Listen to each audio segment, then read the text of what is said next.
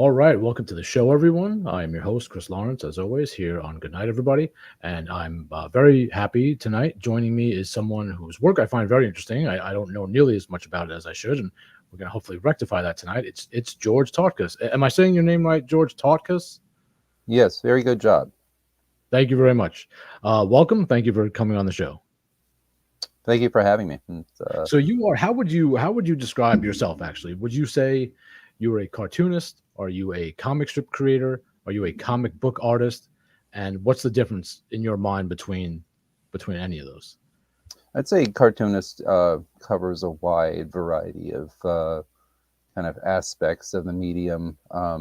So very few people kind of delineate. I guess they will. I remember Jack Kirby always called himself a cartoonist as opposed to an illustrator. Right. Um, and I think the idea is, we're trying to convey a little bit more than just representational things. We're trying to convey, motion and things like that, and all those little things that the comics language has built into it that are really peculiar to it, as opposed to illustration, which has its own kind of conventions. Are you trained in art? Did you go to school for art? Are you self-taught? Is this something that began as a hobby and just evolved?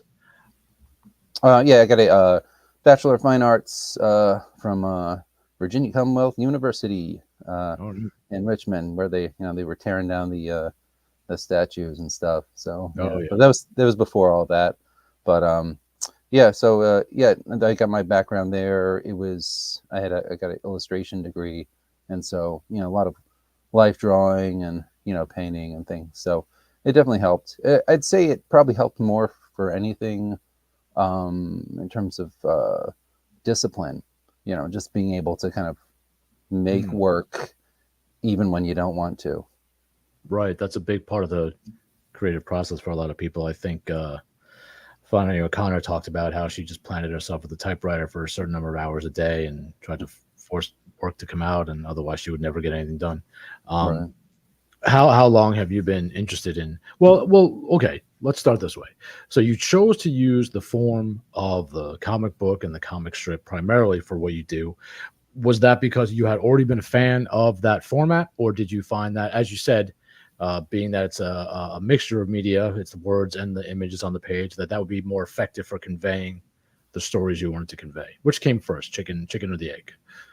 Well, I guess if the comic fandom is the chicken, then yeah, it was the chicken. Okay. I kind of went in and out for a little bit. So I mean, it all goes back to when I was like 9 years old in a grocery store, and I saw these comics, and I said to myself, "This is something that needs to be in my life for some reason." So, basically, I was reading the stuff that was there, which was the stuff nobody wanted to buy, and that ended up Hmm. becoming my favorite stuff. Found $5 in the gutter a few days later, and I was off to the comic book store, and basically, Very got a lifelong addict that you know went away for a little bit, then came back. Well, that's a very Charlie Bucket kind of origin story, because I remember Charlie found the money in the gutter and bought the chocolate bar that granted him the golden ticket. So in a way, this granted you your golden ticket into Yeah. the world of comic books. What were some of those books that you do you remember specifically? I mean, that was a while ago. I remember, for me, this is embarrassing, but whatever. And it's we have this in common. We did not buy our first comics in a comic book shop. So yours is in Hmm. a grocery store. Mine was in, kids won't know this, but there used to be things called drugstores that were not Hmm. CVS.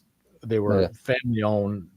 On Long Island, where I'm from, there was one called Genovese, Hmm. and in there, I bought my first comic. And I'm going to reveal here what it was, and it's fine. I was like 6 years old, 5 years old.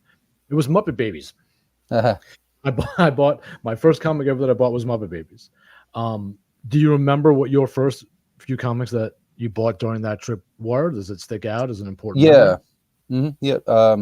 It was a solo Avengers starring Hawkeye, and Oh, it something was cool. You got something cool, of course. yeah, yeah, and it had like a backup Black Panther story too, which there were some old comics in my attic, and one of them was Black Panther. It was this it was done by Jack Kirby in the '70s, and I still kind of gravitate towards that even to this day. But it was kind of a nice kind of two two-story type issue thing. So I stuck on with that for as long as it ran. But yeah.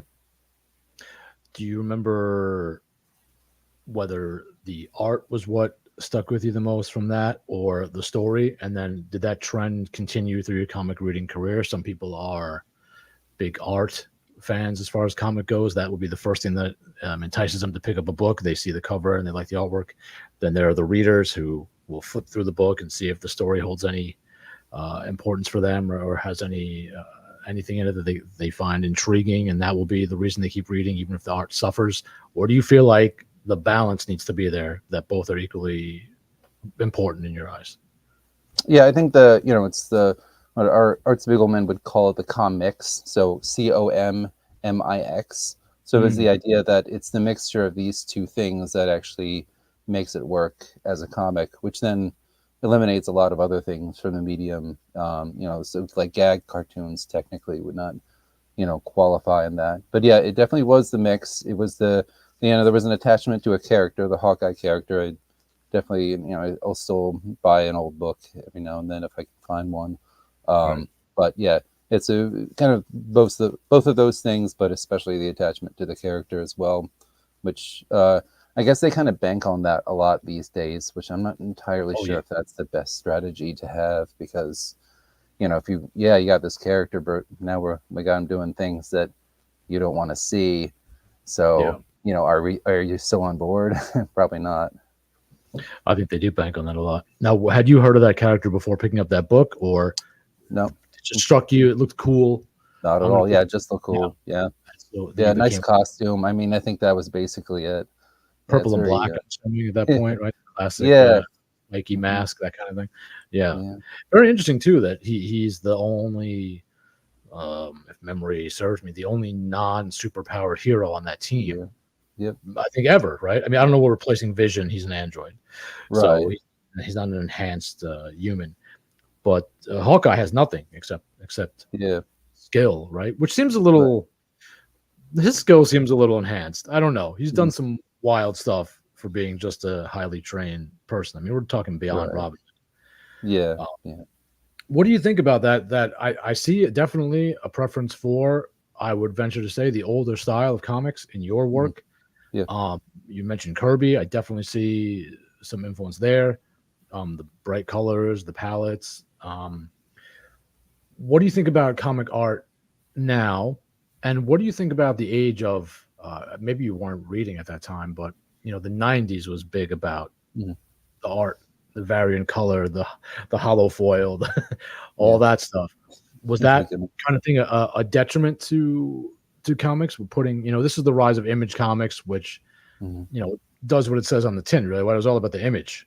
mhm, It was founded by a bunch of artists. They weren't writers. It's lasted all this time. It's grown tremendously.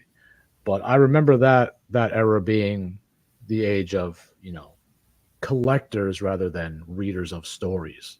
right. What do you feel about those dynamics in the comic world? Is that something that you'd rather see go the way of the dodo, the collecting for pure collecting's sake? Are you a purist about the art and the story should be the only thing that matters, and long-term value and all that kind of stuff should be, if anything, a secondary consideration? Does it mar the form as pure art? Right. Well, I think the main thing is, we want to make good comics. So the idea is, the way it is now, I mean, you have a very large kind of Hollywood push to push people kind of, they can go into these stores and they could be looking for something. But the problem is it's, they'll end up getting part 25 of a 27 part story. It doesn't really serve them well.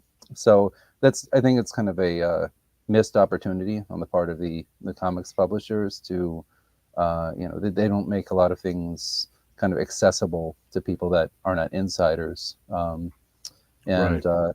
yeah, as far as the 90s, I definitely was collecting big in the 90s, especially early 90s and then late 90s is kind of like when I bought like some of my last comics before I took a big break.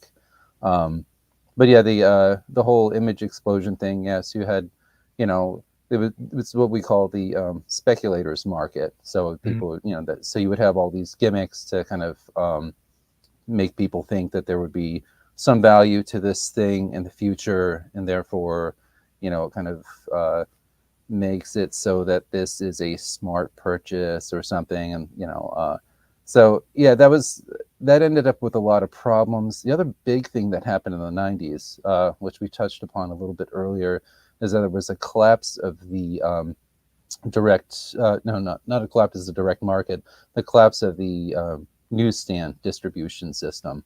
Right. Which one of the editors, Jim Shooter, he was really kind of against the not using newsstands anymore, because he would say, like, if a kid goes to a store and buys a Snake Eyes toy, he's going to go to the newsstand and see the Snake Eyes comic, and then maybe you got a new reader now. Whereas now, when you lose that, then comics are just relegated to the ghetto of the comic book store, and shady people go there, and that's about it. So Yeah. yeah. I haven't been in a comic store in a bunch of years, but Yeah. I remember when the things really shifted when those movies started coming out. Yeah. It wasn't an outsider kind of hobby anymore, which it was for a very long time. I mean, this Right. was there were very specific kinds of people that Right. were regularly in the shop on a Wednesday picking up new books, or they had their pull list. So the owners of the store were putting their stuff aside for them before they got there, so they could slink in and slink out. But once those movies started hitting, then all of a sudden everybody was a big comic fan, and it was a real shift in the feel of everything, really. And I don't know, I started to lose interest in it not long after that. It was tainted, something about it. It was different from the Tim Burton movies, stuff like that. They showed a pop in interest for a little while, but that died away. But the consistency and the magnitude of this Marvel juggernaut on the screen just altered the landscape of comics for a long time following. It's still that way. How long after you bought that first book were you sitting down and trying to draw a Hawkeye yourself? Not Or not very long afterwards. No. right. I So yeah, it was our kind of whole philosophy when I was growing up was try to do something original, try to do something like on your own that's not like anything else. So I came up these characters that didn't really have heads necessarily. They had floating eyeballs, and hair was on the top of the eyes, and there was a nose that was attached to the eyes, and then the mouth was floating too. The body was together, and it was I made lots of books I made about 160 books based Wow. on these characters. They were mostly just parodies of comics that I bought at the store. So I'd buy a comic at the store and do a parody of it, and that was it. It was so. In terms of like, I always kind of wonder like what the worth is to that, like for me as a artist, and I suppose it's just the idea that you have like 1,000 bad pages in your system, so get them out as soon as possible, and that's what I did. So there was about 160 books, and they were mostly 35 pages each. Like Did you know right away that you wanted to move this in a serious direction? That you would Yeah. want to study this? You did. Okay, so it was pretty immediate. You said, I'm gonna be a cartoonist or a comic artist. Yeah, yeah. And I had this, so that was a cartoony type of style I had, and then there was a, more realistic, or me attempting to draw realistically, style that I kind of did on the side. I did a little less of that. Okay. So as the years went on, I got more interested in fine art and things like that. That was around the age of 16 or so. Took a break from, reading comics. I still probably made about one comic a year at that point, but then I was also getting more interested in literature, poetry, things like that. I was reading a lot of Herman Melville. So anyway, so I kind of it's kind of like you had the words and pictures, and I had them together at first, and then I kind of took them apart and explored them a little bit, and then about the time I was 19, I started putting them right back together again, but with all the influences that I'd gained and all the skill that I'd gained through, serious writing, serious, reading actual literature, studying fine art. I kind of put them right back together. I even made a kind of comic, daily comic about it, or like in the format of a daily comic, where it was almost an absurdist play where the cartoony style character and the realistic style character are kind of locked in a room together and then end up getting forced together, and that opens the curtains on like my new series then, which was Crunk. So When you were first doing your drawings and making your comics as a very young man, mhm. was your intention, I'm going to work for Marvel one day, I'm going to work for DC? Did you want to be an outsider of, because that was it at that point, Yeah, right? It was still yeah, just, there were some very small, what we would probably call the underground or alternative comics, but I think, at least for me at that age, I would have had no idea that any of that existed. So was your thinking, I'm gonna draw the Avengers one day. I'm gonna meet Stan Lee and he's gonna say, "You got what it takes, kid," and I'm gonna be the next big artist? Or did you want to create your own characters from the beginning? yeah, I did. I guess kind of both. I had this idea, and it depends on what age we're talking about here. So like, so for instance, if I was 12, I'd yeah, I'd be working at Marvel, and then I had my own series on the side, and that would be at Marvel, and everything would be at Marvel, and all that. But as I got older, I realized like, yeah, this is. I was actually as I got older, I was thinking like, could I make a daily strip out of this? Hmm. And so that was the whole idea, was like, Crunk is going to be this daily strip. And so I, approached syndicates and things like that. And yeah, it's not, they don't, they don't do like, they don't take serialized strips anymore. Like the era of the serialized, daily comic is long gone now. They just want the gag a day stuff. So then I just realized, oh, I'll just have to reformat it. So I started doing a weekly strip that was getting published in weekly papers up and down the East Coast. Oh, really? Yeah, it's still Crunk had two iterations. It had the weekly strip iteration and like the comic iteration. So and it was kind of like, how many ways can you tell a story? Um, so can you condense it down to 4 panels, or does it need more room to breathe? And in service of the story, is that the best format for it? Because you could tell very complicated tales in a very short amount of time, but are you really doing them service? That's a big question. So Right. yeah, Where so where it might. Mhm. where are you from, George? I'm from Virginia. You are from Virginia. Okay. Yes. So these were getting syndicated all along the East Coast. You were saying in several newspapers, one newspaper. Uh, Yeah, it's up and down the East Coast. So I let's see, really big two papers in Virginia and a number in Philadelphia. hmm. There was a homeless paper in New York that would publish my strips in color. The art director approached me and was like, "Hey, can I publish this in color?" I was like, "Yeah, sure, I make it in color." So Hmm. um, yeah, so How yeah, did it. that? Mhm. Sorry, go ahead.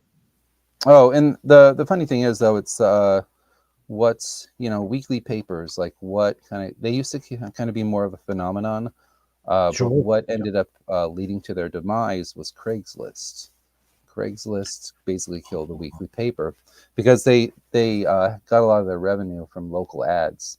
So once Right. the local ads dried up from Craigslist, so did the weekly papers. So you'll see people like Linda Berry. She used to Sure. have a like Ernie Pook's comic. She would have that in weekly papers all over the place, but they dried up, and so she just kind of does other stuff now. So how did that come about that you got syndicated in these papers? Was it something you pursued, or you met somebody that had a connection there, or were you sending submissions out? How does that work? How would somebody go about getting their work in I guess they don't exist anymore, really, but No, back then, no, not so in a, much. No. syndicated in a weekly paper. Yeah, it was self syndication. So basically, I would just approach editors and see if I could get them to look at my work. The first one I got in was a very well known and loved weekly paper called Punchline in Richmond, Virginia, and that really kind of honestly probably made my kind of whole career for Crunk, just about, because it was a well-known paper. Just about everybody read it. The demographic was kind of untouchable by a lot of other papers because it was a very young demographic, but there were older people that were reading it too. So, but yeah, that kind of really shut everything off. Yeah, but yeah, it was all self syndication. So it was me just approaching editors, emailing editors, almost spamming. You know, I would change a name and stuff, but it was like kind of like the same boilerplate type of message that I'd send them, and I'd get, it's like fishing. You get some bites every now and then, and sometimes you just don't. It's a bad day. Yeah, sure. So what was you mentioned the title a couple times, which is Crunk. Yeah. What was okay? So I want you to tell me how you came up with that title. If there's a reference to something in the book that derives from that, and what was this strip? What was the subject of this? How did you come up with this? And what made it fit so well for syndication? So Crunk was the last name of the main character. First name is Terrence. He's a selectively blind man. So selectively blind means that he can see it sometimes and others he can't.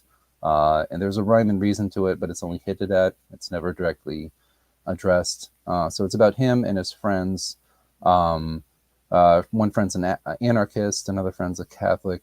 There's a third friend that's a philosopher, and then another person that's kind of a amalgamation of a number of things. And so basically, he rides Greyhound buses around the country because he gets a lot of government money, and it's kind of more like what he experiences, and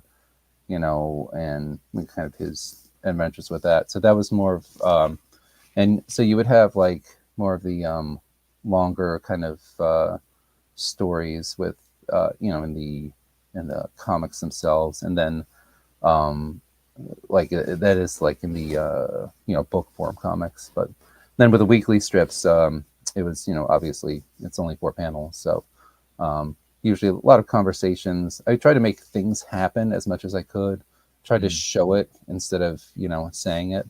But yeah, it was and it met with like some controversy. There would be people that would write into the paper saying like they hate this, and then there would be other people that would write in saying like, what are you talking about? I love this, don't you dare cancel this. So what was the complaint of the people that hated it? Because that's a strong reaction to have to right.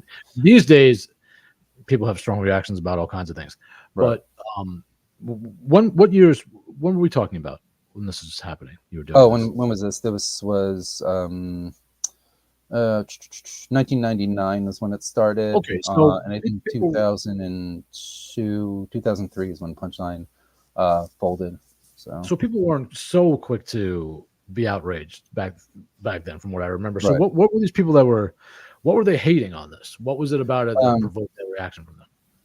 They expected a punchline, but never received one. That was usually the biggest problem, because usually it was more it's more about like social commentary. Like it was more of a social comedy or comic, and they were looking for a punchline, and they didn't understand like, why is there no punchline? Or I would make a punchline, but it would be not in the last panel, but on like the second one. Like there'd be a joke in the second panel, but the rest would just be social commentary or just making a point about something. But so that bothered some people. This is the era of Doonesbury, right? Which was very, very popular. So people, that idea of that kind of thing wasn't completely alien to people, but they still want Blondie, right? Garfield. They want that. They want a punchline. They want a punchline. When did you move away from the idea of the superhero comic being what you would pursue? Because this seems to me more like this is like Harvey Picar territory. This is the alternative kind of underground slice of life kind of thing, which I used to enjoy a great deal of very much. But you started off with, as we all do, I think, with superheroes. So where did the split away from that happen, or were you pursuing both at the same time still? Around the time I was 16, and I think the idea was, I was I was collecting comics before that and stuff, and I kind of wanted something more in depth, something that's kind of challenged you more, and so I started finding more comics that were more like the more grown up type comics, I suppose, like Sure. with the subject matter and stuff. So it wasn't simple like superheroics. So a big one for me, which was Rick Beach's The One, and Okay. that's and also Grant Morrison and Richard Case on Doom Patrol. Those were Okay. really big. Yeah, those are really big influences on me. So I liked the idea that it's these were not necessarily superhero books, or they were, but only like only very like removed from the superhero genre. So when I got into making comics again, it was kind of with that in mind, and also just the my writing had changed a lot, and uh, I think that was mostly it. Like my writing had changed a lot, so this type of writing doesn't really fit in too well with superhero comics. So Sure. I needed to Was be it? something else. What do you describe it as? Would you describe Crunk as being? And is Crunk defunct, or does Crunk continue to this day? I Yeah, I've never like made it totally defunct. I just kind of just kind of shifted gears a little bit. Right. But yeah, it's still I stockpiled ideas for it, and so I haven't run out of the ideas for it. So Oh, basically, great. it's just kind of just an old car I haven't turned over in a while, basically. Right. Um, but oh, what was the question you were asking about the writing style, or? Oh, I was just gonna say, I was gonna ask about how does that writing for superhero stuff Mm, differ from what you were doing with Crunk? I guess it's just more, to use words like normalcy makes it sound mundane, but real mm, life slice of life stuff is anything but that. So I don't want to use that word, but is right. that where you find that you're toning down the fantastical, or are there fantastical elements in Crunk, a la something like magical realism, but with a grounding in reality? Or is it just kind of the mundane life of somebody and the people he meets along the way, which is something that's worth exploring, certainly. Yeah, actually, about both, I would say. But So, you know, uh, like so, for instance, a Kronk strip would be about people in the future realizing that other animals abuse other animals, and therefore that these animals need to be put on trial. So there's a fish that's put on trial, and in the end, the lawyers try to advocate for the fish because of the whole food chain thing, but the judge throws out that whole idea, and in the end, you end up with a fish in the electric chair. So I mean, it's stuff like that. So it's like but there's a lot of mundane stuff too, or just like explanations of phenomenon that you know kind of like don't really happen but could happen. Um, so, yeah, things like that, like how long it takes, like why the 5-second rule exists, how long it takes the dwell time to impregnate a hot dog with bacteria, which would then make the hot dog inedible. right, So it's mundane, but also fantastical. right, So seen through this kind of almost surrealist lens, yeah, all these mundane things. How did you? So where did the? How did I'm trying to figure out how you went from superheroes to this? yeah, Was it school? You think was it just going through school for art yeah. shifted your perspective on what this medium could be? Was it simply, as you said, reading, getting into a lot of reading? I mean, you're reading Melville. You Mhm. said a lot, which is not a lightweight read, especially if you're reading No, past Moby Dick, and which nobody really does. nope. Most I people did. really don't. What other kind of stuff were you reading at that period? What are some of your favorite? I hate that question, but I'm going to put it to you anyway. What are some of your favorite authors? Some of your favorite novelists? Stuff that stuck with Uh, you that you feel like influenced your writing? mhm. Let's see. So the well, so I guess like I would say Doom Patrol would probably be my turning point. Okay. There was a few ideas in Doom Patrol that really kind of pointed me in the direction of Kronk. Okay. One was um, they were talking about Grit magazine, Now, Grit magazine, and this is in the comic, a character's talking about this. Right. And he's saying that, Grit magazine was this magazine that boys would sell, I guess, door to door or something to make money. It was like one of those things you would find in old comics advertisements, like sell Grit magazine and you'll make money for yourself and win prizes, things like that. So, and this character in the story is like, oh, the funny thing about Grit magazine was that the meaning of life was actually published in the pages of Grit magazine, but nobody ever read Grit magazine, so nobody ever found out. So that was one of them. Like in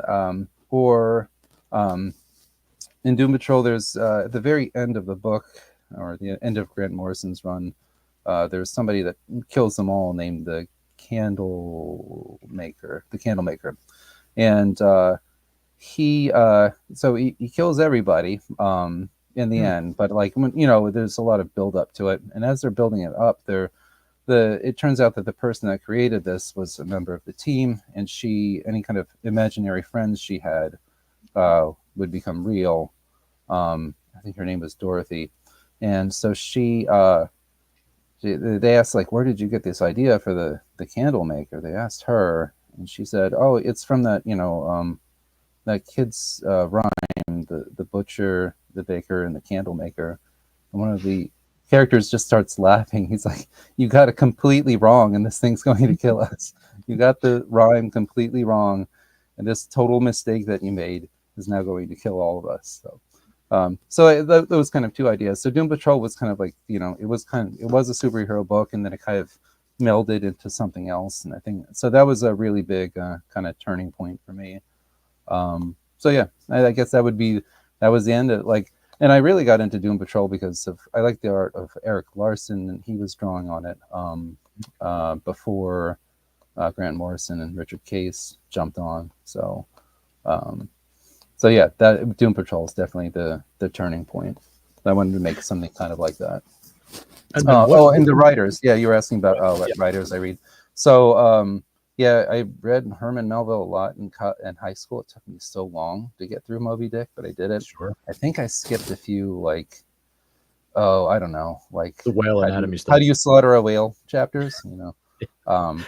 But really a big influence on me ever since I got a book. So my mom had this book from the library that she never returned, and it was called The Poet and the Lunatics. It's a G.K. Chesterton book. And I started reading and stuff. I'm like, man, where has this been all my life? Because it's exactly up my alley. So that's a huge influence on me as well. Okay. Makes sense. I see behind you there a large piece of art that I think says Crunk on it. Yep. Can you tell us what that is? Is that it looks like a figure, but it looks like there's some kind of details I can't quite make out within the figure. What are we looking at there?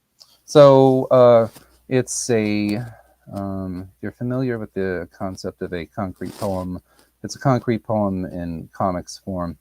So what it is it's a character study of Terence Crunk, one day in his life, and it's done through his arteries and veins. So the story starts in the heart, goes out, to the peripheral circulation through the arteries, and then comes back into the heart through the veins.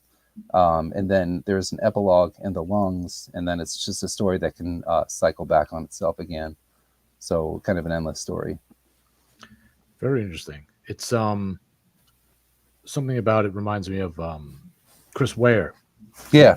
His form, a lot of his books take. That's excellent. What an excellent idea, something to do.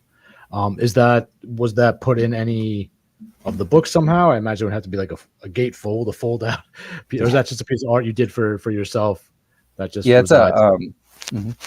it's a poster. So it's a like life-size poster. It's 6 feet tall, and the idea is like I was thinking about the door posters from the 80s that kids would buy that were like really big. So it was kind of like that idea.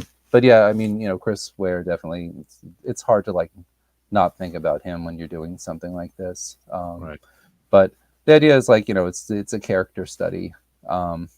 But yeah, and the thing is, Chris Ware, great cartoonist, probably like one of the best alive. Unfortunately, there's just so much stuff that would need to be purged from his work to make it, kind of moral. So, True of so yeah, many of the so-called greats, unfortunately. yeah. Did you put that poster into production? Is that something that people could have attained at one point, or no? Actually, I sent it out to a few publishers. Nobody really like wanted to publish it, I guess, or like like one top shelf said that yeah, you've actually done a really good job publishing it yourself. Just sell the shows yourself. But it's just like getting the capital to get it printed out and stuff. But I think it's something I'm going to probably do pretty soon. It's just one I of would those love. bucket list things. It's like, yeah, I always wanted to do this, but then I have 7 children, so Oh, as the kids good. started coming along, it was like, well, I'm not, okay, Yeah. kids, you need to eat. I'm not going to make my poster. Yeah. So I need to ask you, and I'm afraid to try to pronounce it, but I want you to. You also create music Yeah. under a name. What is this name? And I have to know what this name means if you're willing to reveal what that is. Yeah, it's the alias is the Yar Nick Knopf singer, Okay. and it's Ray Conniff spelled sideways, basically. I mean, Oh, Ray is obvious. Yar that's backwards, but Conniff is Nick Knopf. So the idea was, you know, uh, once again the big overarching kind of push with my friends and just kind of like the push in general with our education was, try to make something original, try to make something your own, so that this was the idea. Like once I learned how to make music, then it didn't take me too long to say, well, I'm going to make my own music now. Um, right. and so yeah, I guess you could basically just call it folk music, but it's weird folk music. It's not, you know, it's not your typical folk music. Now, what were some of the influences for that, or if any? Let's see. Ray Yeah, Conniff. Ray Conniff. Actually, no, I don't think I ever even owned a Ray Conniff record. I thought about it. I Okay. was like, boy, I kind of named myself after this guy. I should probably get one of the records. I don't think I ever did though. But they were Hmm. like, it was the Ray Conniff singers, so it was more than one. And so I'm the Yarnikov singer, so I'm only one. Um, but yeah, the influences, Bob Dylan, Leonard Cohen, They Might Be Giants, Talking Heads. Oh, okay. Well, that's a Uh, leap. So the first yeah, two, let's slow this down. yeah, so so Dylan and Cohen, okay, so yeah, far makes sense. And now we're taking a leap to they might, which nobody yeah. would play those, which I guess makes what you're doing unique. So how does that mesh together? Are these separate songs? Are you working in a lot of genres? Because you said weird folk music, but when I think they Mhm. might be giants, I don't know what I think. But Right. I don't necessarily think, although I guess they touch on folk in some ways, sure. But what they do is kind of rove through genres, right? Right. For their sound, but song by song, album by album. Is that kind of what you're doing? So you're not really confined to the weird folk genre then. Not necessarily, no. Yeah, I would add in electronic music, like Okay. electronic. Well, so what they did was they were kind of, they didn't have a rhythm section for the longest Right. time. And so I kind of did something similar to them in that, I would record beats and then I would play along to recorded beats. I would have like a tape recorder that you could work via foot pedal, as Hmm. seen in the movie by Dolly Parton or something. She was in the movie 9 to 5, I think it was. Okay. Um, and so yeah, you could add in samples and things via the foot pedal, while I was playing along with the beats, and I was playing. I play guitar. I made an instrument I called the crunk machine, which was made out of old house moldings and a bucket and some strings. Sounded a Okay. little bit like sitar. Um, it had this kind of warping to it, which you could then you could make the bass string kind of do 2 notes if you were just like warping the instrument itself. So so yeah, I mean, so I guess that's where, and it all kind of goes back to songwriting. Like I think They Might Be Giants are actually very good songwriters, but just not Sure. very well respected in that sense. Um, So they could have a song like, Shoehorn with Teeth, which just kind of sounds like a goofy song, but Right. really it's just about deceiving yourself and you just want what you can't have. And that's what that whole song's about. But, Right. most people just brush it off as like, oh, that's just a goofy song. So, No, I have a um, friend who's a very serious and very talented songwriter and musician, mhm, multi-instrumentalist. He loves They Might Be Giants. Like he yeah, would put them up there among his big influences. He sees what you see, I think, in their songwriting. And I would yeah. agree. Yeah, I'm not a songwriter myself. I mean, I have done it, but I wouldn't call myself a songwriter. Mhm. But I can acknowledge that too. Who are some of your other influences for your music? Music, let's see. So I ended up with Talking Heads. A little bit of Björk. Um, a Okay. little bit of an era there. Let's see who else. Yeah, those are the big ones, really. Mm. Um, yeah, Leonard Cohen ended up being a pretty big one too. And I can't downplay the influence of Weird Al, because Oh, that great. was the first music that I liked. So Right. it's there in my head. You're not going to get away from that. So I'm sure it's got to be there somewhere. I did make a number of food songs, but they You weren't did. like funny. They Okay. weren't funny food songs. They were more like, Oh, this food is good. This is why this food is good. Here are the drawbacks to this kind of food, but I love it mm, anyway. So, and you might want to criticize me for this and that's true. Those are valid criticisms. However, this food is fine, and I should be allowed to enjoy it, I think. The songs would be like that. it's like Ginsberg's Howl, but it's food. Yeah. In fact, that's something that They Might Be Giants referenced is Yeah. Howl in one of those. I'm not a Ginsberg fan, but Hmm. so George, I got to tell you, you have a very interesting mind. It works in very interesting ways, and I appreciate it. Okay. I like that you have all these interests and all these. I respect and enjoy speaking with truly creative people. There are people that play at it, but it takes a certain kind of person to really be creative and do unique things. And I see a lot of that in your work. I know that your newer comic work Mhm. is more of a focused effort, is a specific kind of theme that Mhm. runs through it. And I would assume that's your faith, which you are a Catholic. Yeah. Yes. Yeah. And you've chosen to now focus on Catholic stories for your comics. Is this exclusively what you work in now? Is this your mission is to promote these stories that you feel are important for people to know? And is your audience all Catholics? Or would you like is this approachable for people that are not Catholic? How do you approach this work, and who is it really for? Ah, so the series is called Lives of the Saints and People Who Live Saintly Lives. And so that you under that kind of title, I could get people that are actually saints, or people that are like not canonized, but say they were a martyr or something like that. So a life worth emulating. Um, the idea is it's just straight up. It's just good stories, and these are good stories that I don't hear told a lot.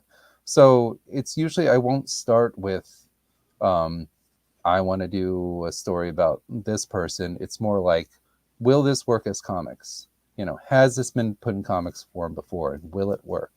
Mhm. And I've just with honestly with the internet, there's just been a lot of stories that I never would have been exposed to before, Right. about saints and things like that. And these stories, they're great stories, and they deserve to be told. So yeah, they're not really preachy or anything like that. I think just about anybody could enjoy them.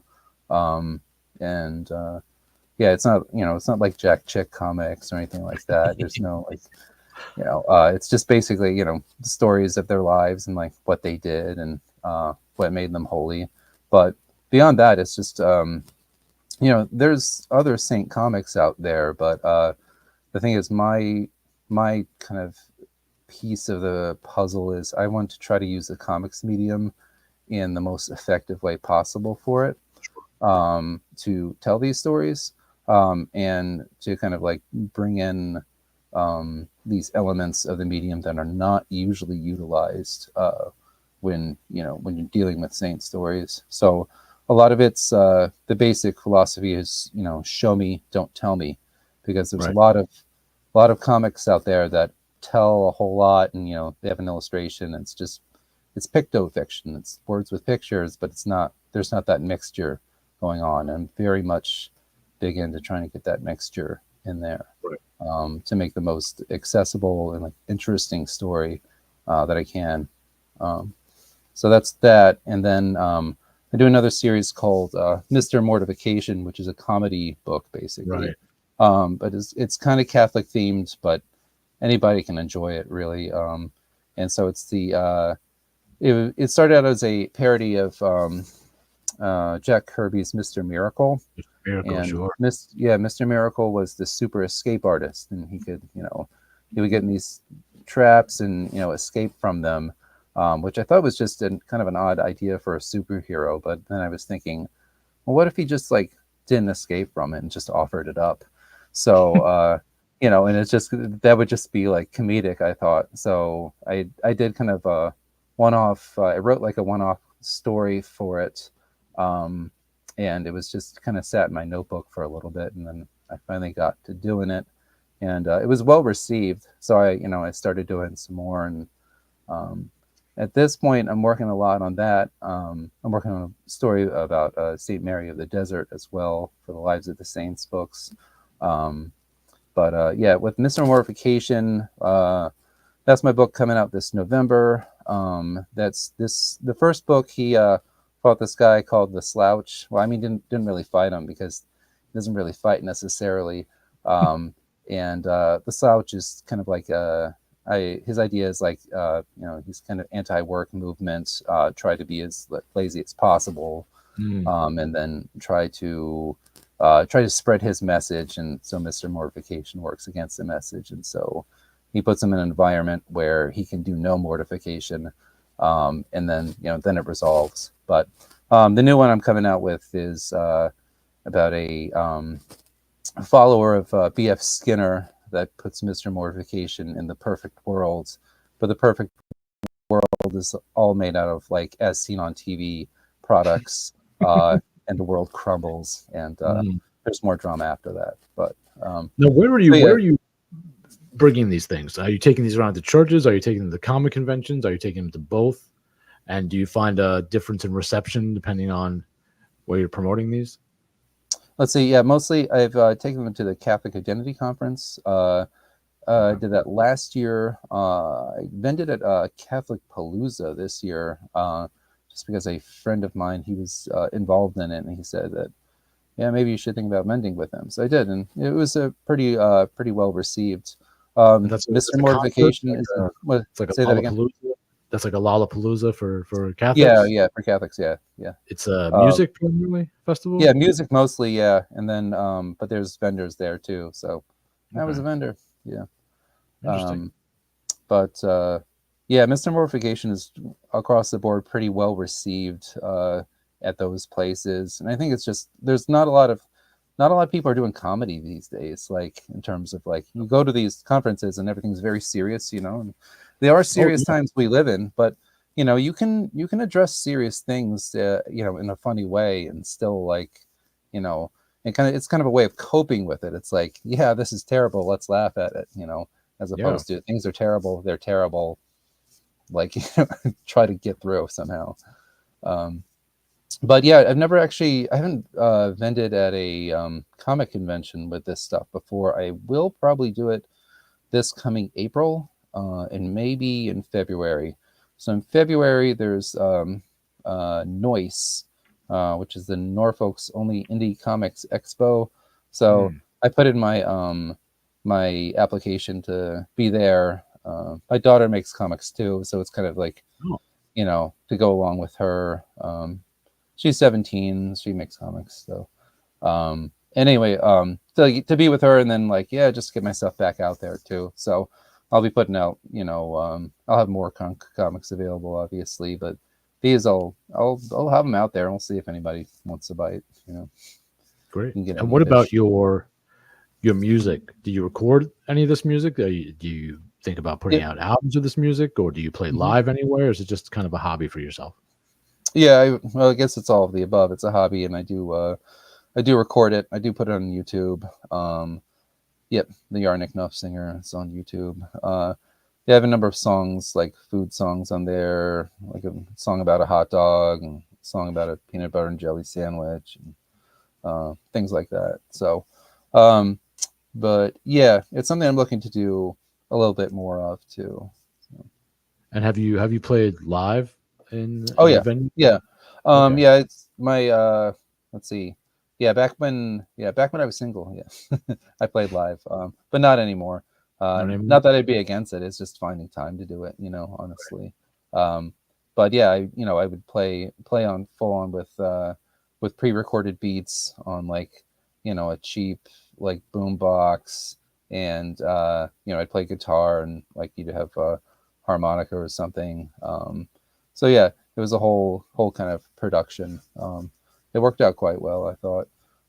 It was really well received too. There was one show I actually did, which was kind of like everything. So it was an exhibition for the Crunk Weekly strip. So I put every single weekly strip I had on the inside of this comic book store, like all over the walls, and then I made an animation, like a Crunk animation. So that was being projected, and then I played my music, as well. So it was kind of like everything all at once. That was very well received. Um, but yeah. Maybe you would come back on the show and play a song for us Oh live. yeah. Yeah. Sure. Yeah. That would be Yeah. But that I would was be. thinking about it this time, but it was like, yeah. Yeah, I am looking for musical guests. So Yeah. uh, if you also know anyone else too, I'm open Yeah. to hearing them out. Um, well, that's great, George. Thank you so much. I could talk about you. You have so many endeavors, creative endeavors happening. I could talk about all of them for a lot longer, but we're trying to keep this about an hour, so people don't, how attention spans are these days. They're Yeah. they're very short. Um, I have put links to everything in the description. I'm usually bad about that, but this time I went ahead and did it ahead of time, so I didn't forget. To your website. I think I even linked your music down there, which is primarily on YouTube at this point. Correct? Yeah. Okay. And all those links are in the description of this episode. Is there anything else that you would like to tell us about your work, where people can find your work, where people can follow you? Anything you'd like people to know before we sign off for the night? Yeah. It's at George Tautkus is my Instagram. Facebook is facebook.com/Lives of the Saints. Um, and yeah, I got my new book. I'll be getting out like around Thanksgiving time this year. So everybody can watch for that and get that.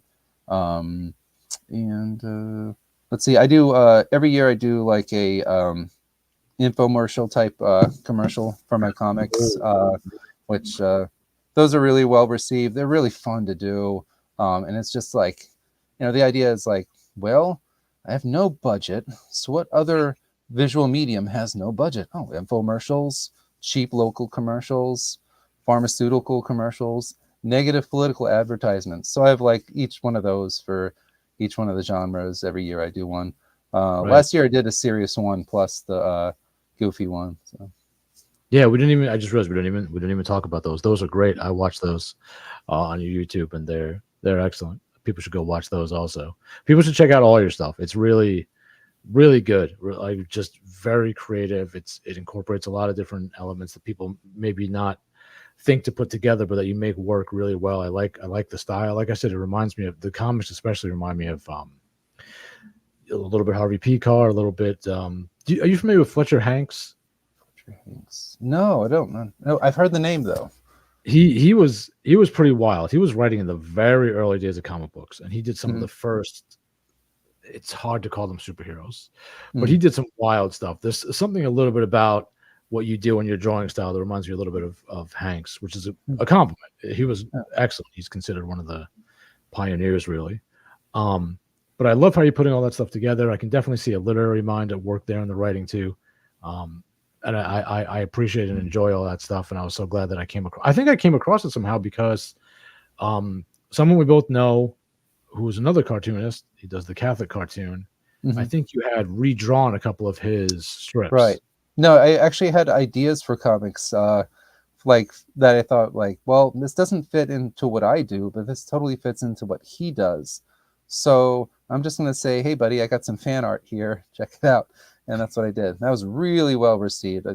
Yeah, Much more well received than honestly like a lot of stuff that I've done. So he has kind of a wide reach. So that's yeah, nice. yeah, And we talk to each other. And I mean, we write write back and forth and stuff. Really great guy.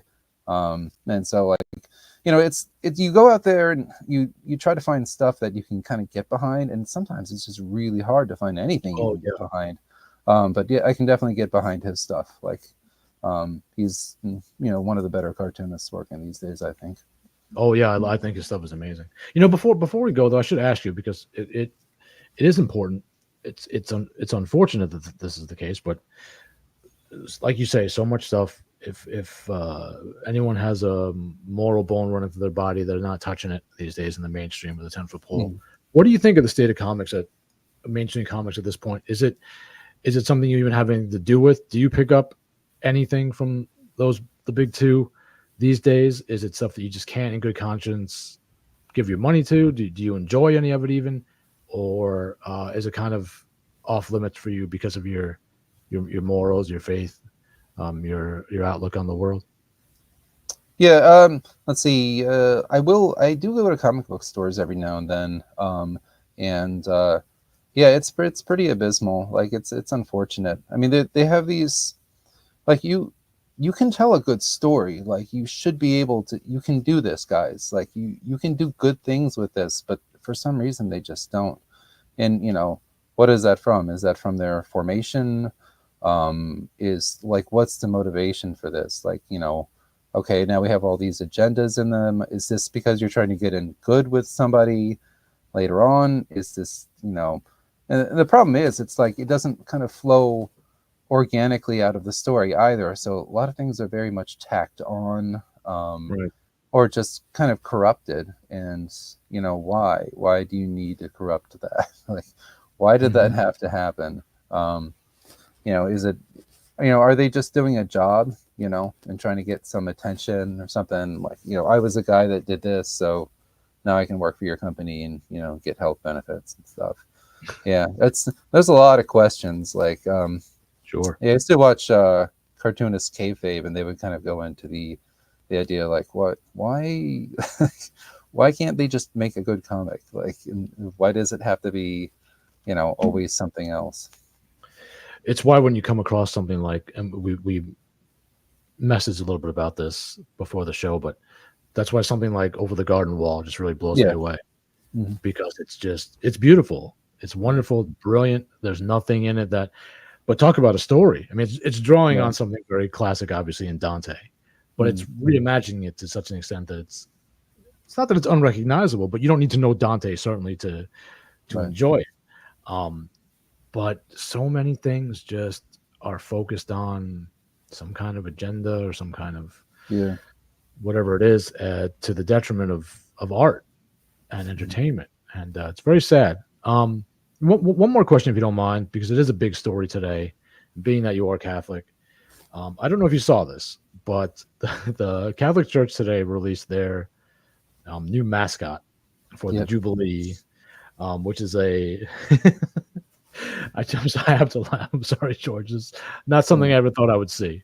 Um, I'm not going to give an opinion on this because I'm trying to remain impartial as a host here, but I would love to know your opinion on this anime character.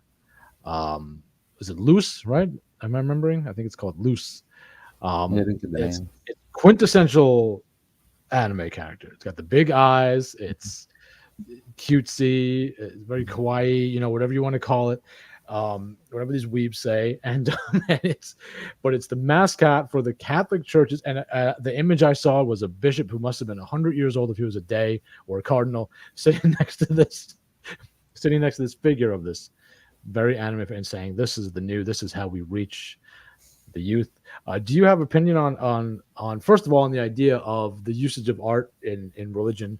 I know I said we're going to wrap up, and I'm dropping a big thing on you, but it's important.